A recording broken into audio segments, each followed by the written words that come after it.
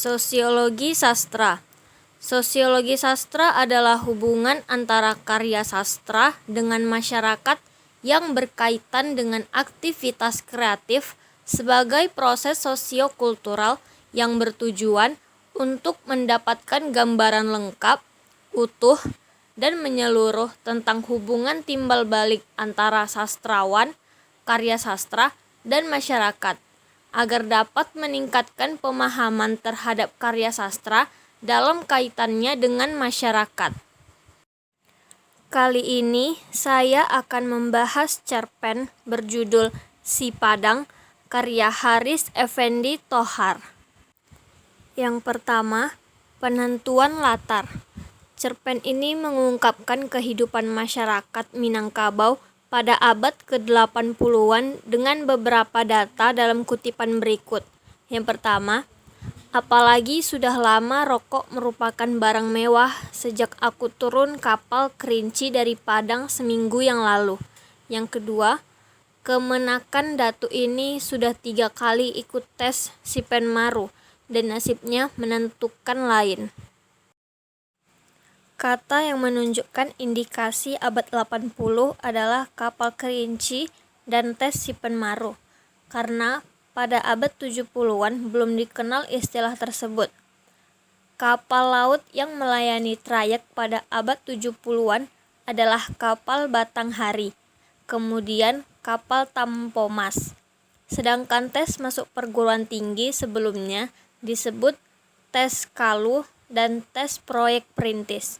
Dapat disimpulkan bahwa cerpen ini berbicara tentang perubahan sistem sosial pada budaya Minangkabau. Yang kedua, penentuan peran dan hubungan. Sosok pribadi dalam masyarakat Minangkabau tidak hanya memerankan satu peran dalam kehidupannya. Misalnya, peran sebagai pemimpin dapat diperankan oleh bawahan, kepala keluarga, tokoh masyarakat. Pada cerpen ini, seorang tokoh memerankan minimal 2 peran, seperti pada tokoh Lydia yang berperan sebagai siswa, kekasih, majikan, dan gadis kota. Pada tokoh Mansur juga berperan sebagai penganggur, pekerja atau bawahan, pemuda kampung, anak, tamu, kemenakan, dan penolong. Yang ketiga, permasalahan mama dan kemenakan secara normatif. Dalam sistem sosial budaya Minangkabau, mama artinya saudara laki-laki dari ibu. Dalam arti luas adalah semua kaum lelaki. Kemenakan berarti anak saudara perempuan. Dalam arti luas adalah semua anak dari saudara perempuan yang sepersukuan.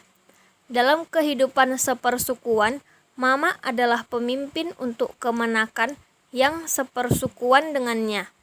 Penunggalan kepemimpinan dalam satu persukuan dipilih salah seorang mama yang diangkat menjadi penghulu dengan gelar datu. Dengan hierarki hubungan ini diatur sebagai tertuang dalam pepatah berikut. Kemenakan beraja kepada mama, mama beraja kepada penghulu, penghulu beraja kepada musyawarah, musyawarah beraja kepada alur dan patut. Dari ketentuan tersebut memperjelas bahwa kemenakan dipimpin oleh mama. Jadi, baik buruknya seorang kemenakan sangat ditentukan oleh kepemimpinan mama. Mama wajib untuk mengikhtiarkan kemajuan nasib kemenakannya. Jika seorang mama memimpin secara tidak bijaksana dan hanya mementingkan dirinya sendiri, mama dapat didaulat ataupun disanggah seperti pada pepatah berikut. Raja adil, raja disembah, raja lalim, raja disanggah. Antara mama dan kemenakan terdapat hubungan yang harmonis, saling memberi dan menerima, ada pembagian tugas dan tanggung jawab. Hal ini terungkap pada pepatah adat Minangkabau berikut. Kemenakan menyambah laya, mama menyambah batin, kemenakan bepisau tajam, mama badagiang tabah. Yang artinya, kemenakan menyembah secara lahir, mama menyembah secara batin. Kemenakan mempunyai pisau tajam, Mama mempunyai daging yang tebal. Berdasarkan hal ini, Mama mempunyai tugas untuk memberikan arahan secara pemikiran kepada Kemenakan, dan Kemenakan harus melakukan semua arahan Mama. Pekerjaan berat yang memerlukan kekuatan fisik dilakukan oleh Kemenakan, sedangkan pekerjaan yang memerlukan ketajaman psikis harus dikelola oleh Mama. Seorang lelaki Minangkabau merupakan sosok pribadi dwifungsi. Artinya, di satu sisi ia adalah mama dari kemenakannya, sedangkan di pihak lain ia adalah ayah dari anak-anaknya. Seorang lelaki Minangkabau harus memperhatikan dan membimbing anak dan kemenakan. Yang keempat, permasalahan mama dan kemenakan secara fiktif.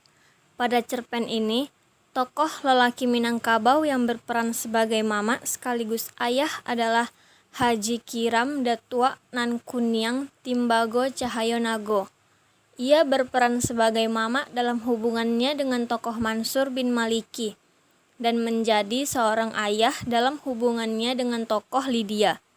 Pertemuan antara Haji Kiram dan Mansur menghadirkan dilema dalam hubungan mama dan kemenakan. Haji Kiram adalah tokoh perantau Minang yang sukses di Jakarta, dan tokoh Mansur adalah sosok pemuda Minang yang putus dalam pendidikan dan menjadi pengangguran di kampungnya. Saat Haji Kiram pulang kampung, Ibu Mansur mengantar Mansur ke rumah Haji Kiram untuk meminta pertolongan dengan mencarikan pekerjaan untuk Mansur di Jakarta. Sebagai seorang mama, Haji Kiram menyanggupinya. Tertera pada kutipan berikut, "Iya Datuk, tapi kalau boleh bagaimana si Mansur ini cari kerja di Jakarta saja Datuk? Maksud saya atas pertolongan Datuk." "Baik kalau mau kerja. Di Jakarta memang banyak pekerjaan. Asal jangan suka pilih-pilih dulu. Kalian tahu sejarahku dulu di Jakarta bukan?" "Tahu Datuk," jawab Ibu Mansur. Karena itu, pergilah Mansur ke Jakarta bersama Haji Kiram dan tinggal di rumah mamanya itu. Sesampainya di Jakarta, Mansur tidak mendapatkan pelayanan seperti yang dijanjikan mamanya di kampung, seperti pada kutipan cerpen berikut. "Sejak seminggu yang lalu aku menginjakkan kaki di kota Jakarta ini, baru 2 kali bertemu puncak hidung mamaku itu. Pertama, ketika turun dari kapal, dan kedua, ketika aku datang ke tokonya melihat-lihat tanpa dapat berbicara banyak." Suasana rumah Haji Kiram membuat Mansur terkagum akan kemewahannya, tetapi menimbulkan kejutan psikis karena hubungan individu para penghuninya. Terdapat dalam kutipan cerpen berikut. Di rumahnya yang bertingkat seperti istana dan berpagar tembok dan besi yang tinggi ini, suasana begitu lain. Mamaku mempunyai mobil dan sopir, berangkat pagi-pagi. Tanteku juga begitu.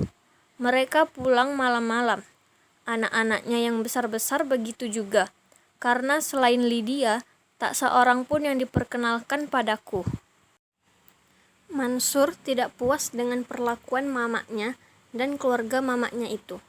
Ini terlihat pada sumpah serapah kepada Lydia, anak mamanya yang masih siswa SMA. Terdapat dalam kutipan cerpen berikut. "Sial, lancang, keterlaluan. Sumpahku tak kedengaran. Habis aku benar-benar merasa terhina. Tak biasanya di kampungku, orang yang lebih tua disuruh-suruh begitu. Disuruh beli rokok lagi, untuk pacarnya pula lagi. Gila. Suruh Parmin saja, Lid.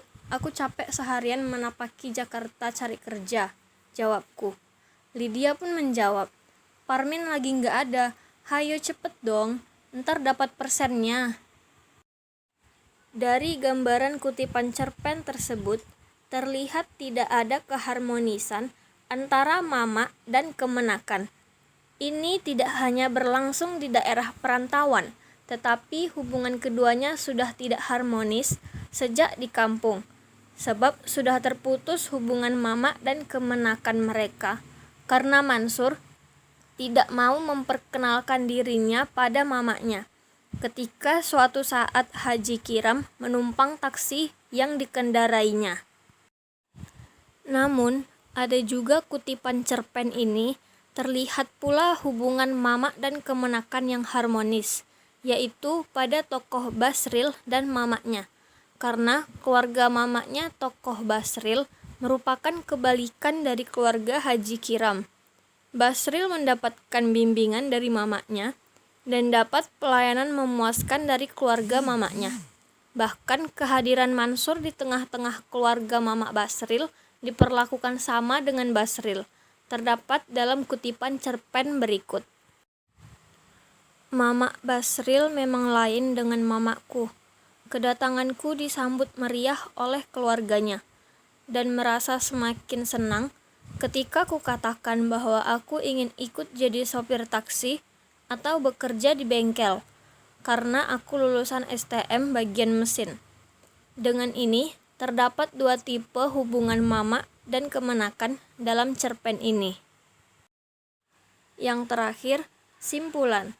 Dari cerpen Si Padang ini, didapatkan bahwa tingkat relevan antara cerpen dan realitas kehidupan sosial budaya Minangkabau amat tinggi, baik secara idealisme maupun secara realitas objektif. Hingga saat ini, cerpen ini merupakan pembenaran dari pendapat Hogarth yang mengatakan bahwa karya sastra pada semua tingkat disinari oleh nilai-nilai yang ditetapkan dan nilai-nilai yang diterapkan. Oleh sebab itu, pengarang cerpen ini dapat meyakinkan dan menunjukkan bahwa karyanya ini berintegrasi dengan kehidupan individu dan masyarakat dalam struktur masyarakat.